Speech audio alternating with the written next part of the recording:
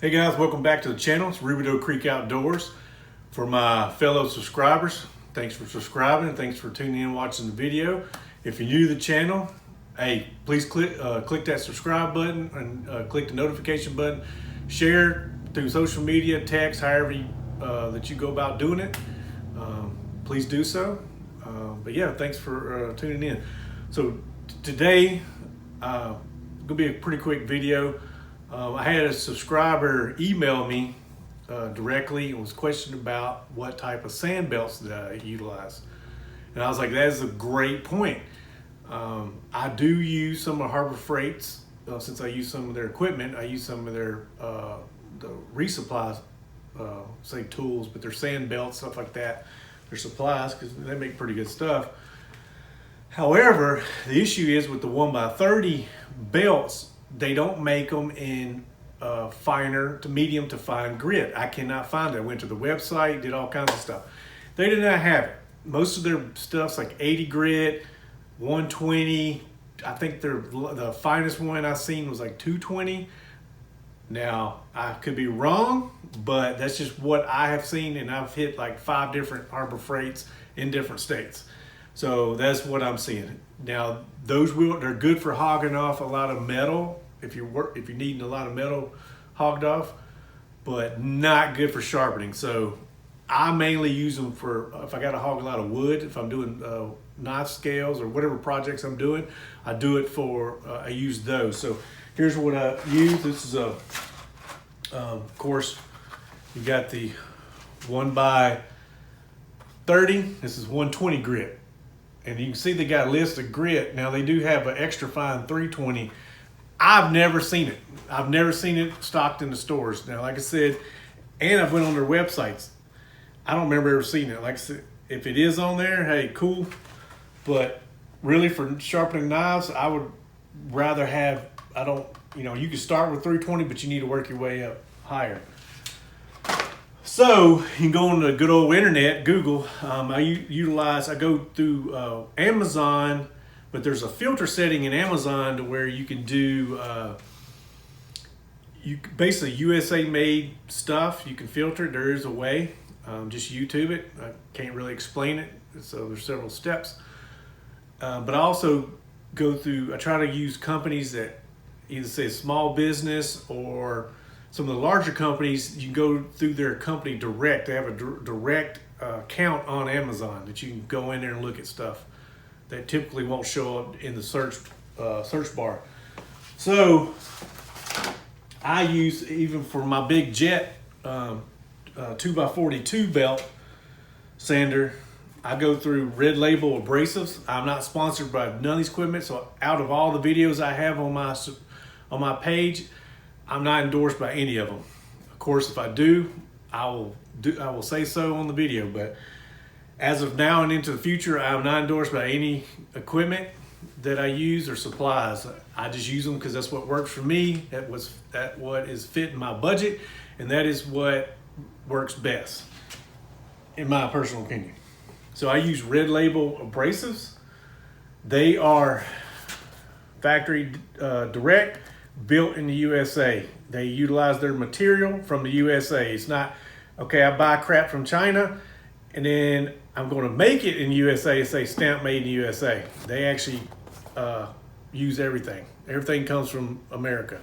So I support them. They're a little more on I would say they're really not that much more pricey. I mean, unfortunately, the day we live in, majority of the time, I feel like you get what you pay for. They have belts in numerous different sizes of equipment. They even have the 1x30. So I use their belts. There's another company, made in USA. Like I said, if I got to pay a little extra to get something made in America, I do so to support the companies that want to have an operation in America. So here's USA, made in USA. I use them. Super Strap. They make a leather strap. Red Labels does make one as well, but most of the time they're sold out in the 1x30. So I went to this company, Super Strap. Like I said, they're on Amazon. You can go directly and find their company site within embedded into the Amazon, or if you just search bar, it'll probably show up. So this is it. Of course, like I said, red label abrasives. Make some. This is my 2x40. This is new in the bag. I have one that I've used in prior, but this is just showing an example because I threw the package away. So yeah, that's what I use. Hopefully that answers any kind of questions or concerns with the 1x30. Well, that's 2x. So like this is 220 grit 6-pack that I got, 220 6-pack. This is my 1x30 pack that came in, and it's a 12-pack, industrial grade, silicone grade, choose a grit. Okay, well, this is fine grit assortment. I wanted to try out the different assortment. So it goes all the way up to, this assortment starts at 400 grit, no, 320 grit.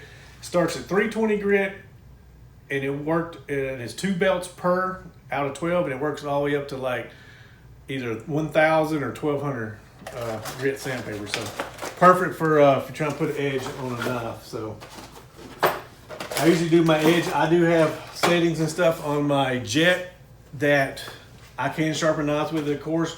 But I like to try when I'm actually building knives, which eventually I'm gonna get all that on video. It's just a lot of work involved, work making the knives and a lot of work filming it. So like I said, the ones that do it, hey, hats off to them. If they're making great product or great video footage, it's a lot of work. You probably got multiple cameras going on at the same time, and then of course they filter through and do their editing to it. So yeah, that's what the belts I use. Like I said, I do have some. I don't use Harbor Freights because I don't even think they make 2x40 belts. I haven't ever seen them. I ain't saying they don't. I know they make the big fat belts like right here. I have another sander that uses that. That's the 4x36. I have one of those. It's actually, I keep it in my box. One of them. Yeah, I don't even have it back here. I think it's in my box over there. I use it. I really got it for like larger projects, like woodworking stuff, because you can just hog off so much more wood with this. I don't really do much with knives with this because my jet has the same setup and it's just a more superior piece of equipment too. But if I'm doing anything with wood, whatever I'm building, I have it. It keeps me from using my jet. I usually stick my jet to strictly knife stuff. So, but yeah. Well, I appreciate y'all tuning in. Please hit the subscribe button. Hopefully I answered some of those questions, but I'm going to show you a couple knives real quick. I'm not going to be building any knives or cleaning and sharpening knives, but I just want to show y'all a couple knives, and I want to see what y'all think about them. And please leave a comment down in the comment section. It really just keeps things moving. So yeah, y'all stay tuned. I left out one thing. So I do make a lot of knives out of American-made, wore-out Nicholson files. There's some other brand American, USA-made files out there. Just have to be careful what type of files you make it out of. It really needs to be heat treated all the way through. And you can test that by breaking off the tip, very, very end tip of the file. And you can see what the grain structure is. You can tell if it's hardened all the way through or if it's just the outer shell hardened. A lot of the China-made stuff and wherever the heck it's made out of, Taiwan, somewhere like that, a lot of stuff it's not heat treated properly. It's heat treated just enough to kind of maybe get the job done, and then they don't last very long. Those are mystery metals, mystery steel. They do not make good knives. Just FYI. But when I get bar steel, now you can go through Pop's Knife Supply, which is down there in Georgia. I think they're out of Gainesville or so. I don't know, somewhere down in Georgia. I forgot exactly where they're located at. They can get a lot of stuff. You can get different metal and stuff. I think most of their stuff is USA stuff, but I don't 100% quote me on that. I just know they sell a lot of stuff to do with knife making and stuff. I go through these folks. So Patriot Steel, you can get it through Amazon. They got it, like I said, they got an account on Amazon. It's Patriot Steel. This is 5160 knife making forging steel, American quality every time, made USA, packaged in Fort Wayne, Indiana. This is where I get my steel from. Like I said, I'm not sponsored by them. Hey, if they see this video and they want to hook a brother up, I will not say no. But like I said, I get bar stock. Yeah, this right here is 1.25 inch wide and 12-inch long. So most of the knives I deal with are they're skinning knives, hunting knives, stuff like that. I ain't got into the bushcraft thing. I mean, I may one day. It's just takes a lot more metal. I can make several skinning knives out of this one bar, so I get my money's worth. And that's what a lot of people that want, if they do buy their knives or if I make them as gifts to family members or whoever, they like skinning knives. It's not really into the bushcraft thing. So, but yeah, that's a lot of my steel, Patriot Steel. Like I said, here's a file, big nice file. This is Mill Bastard, but I'm 90% sure this is made in Mexico or somewhere. I mean, it works, but I mean, I could break the tip off and just kind of see maybe what the grain structure is. It'd be questionable, but I don't know if I want to put the energy and time into making a knife out of that. So yeah. Hey, y'all stay tuned. All right, here's what I'm going to show you. I need some help. I need some help with this question. So, all right, I got this knife. This is it's that 225 Alt T. Awesome knife. It's big enough to do a lot of work, but still functionable. All right. Needs cleaning up. All right, I found this in old flea market somewhere. Of course, this is the issue right here. I'm gonna have to clean it up and probably have to grind down right here. I know Mr. Cheesy Moon Workshop, he'll have to remind me. I forgot what this is called, that bump right there. He had a term for it, but I'm not sure if it's the official term or is that just the official word on the streets term. But either way, he corrected me in the video, but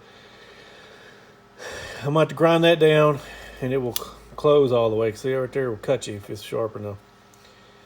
But it will clean up nice, right? Right. The issue is I'm missing the old timer emblem. Okay. So let's look at that. Let's look at these blades. Get a better look at it this time. Y'all look at it. Huh, yeah. Need some cleaning. But the blades don't like they've been whittled down or nothing crazy, like somebody took it on a grinding wheel. You know, Farmer John took it to the grinding wheel back in 1975.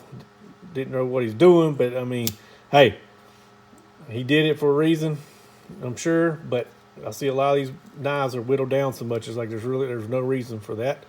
Kind of makes me sick in my stomach when I see it, especially when I see them sitting in an antique booth store. And like, oh yeah, that's an old charade or something. And then you get it, and it's like, oh, blades are whittled down. So anyway, I'm gonna refer back to different strokes for different folks. So here's my dilemma. Original sheath. Ooh, look at there. Whoa, what we got here? Got an emblem in there. Woo. It's a little cleaner, right? Look at that blade. Here's what I'm working with. Either it really got used a lot, skinned a lot of deer, or somebody didn't know what they were doing. So the dilemma is, look at the difference. I mean, this is still functionable, but look at the difference. I did not do this. I got the knife. I got this knife for $20 on eBay. Came this with the original sheath. Sheath's all there. Just needs to be cleaned real good. But what I want to know is because I cannot hardly find an emblem to fit this knife. I even looked on old timer websites because I think they even make a China-made version of these. I know they do on the smaller knives, but I tried to see if I can just buy one and put in there, right? But I looked at this one. To me, this will clean up better. The blades are all there. It just needs to be clean, get the filth off of it. I thought about taking this off and putting it in here. What do y'all think? This will shine up a little bit better too, but I don't know. It's a toss-up. Because, I could take this out and clean this up and set it in here correctly, clean this knife up, clean the sheath up, and carry these like this, and then have this basically as a parts knife, and or until I could come across maybe one's got a broken blade or something, and then take the shield off it if it's got it and put it in here, and then clean this up. Like I said, it still functions. It's got snap and everything. It's just blades. There's no edge on it. It literally looks like somebody took it to a grinding wheel. I mean, there's no edge, nothing. So what do y'all think? Please drop in the comment section. PM me. I mean, heck, hey, if y'all got one of these as a parts knife and want to help a brother out, help a fellow knife outdoors guy out, and send me one, that'd be awesome. Just send me, shoot me a PM me in the group chat on the comment section, or go to my email address and send me an email. We could work something out. But yeah, I mean, I'm open to anything. I kind of need some help. I can't find any. And all the ones I've seen on eBay all have their blades. They're not broken or anything, so I never could bid on that, So yeah, I'd really, really appreciate it. But that's a dilemma I'm running into right now. That's what I'm thinking about. So, yeah, there you go.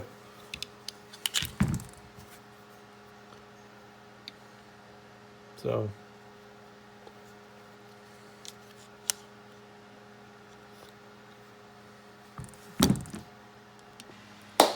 hey guys, thanks for the responses.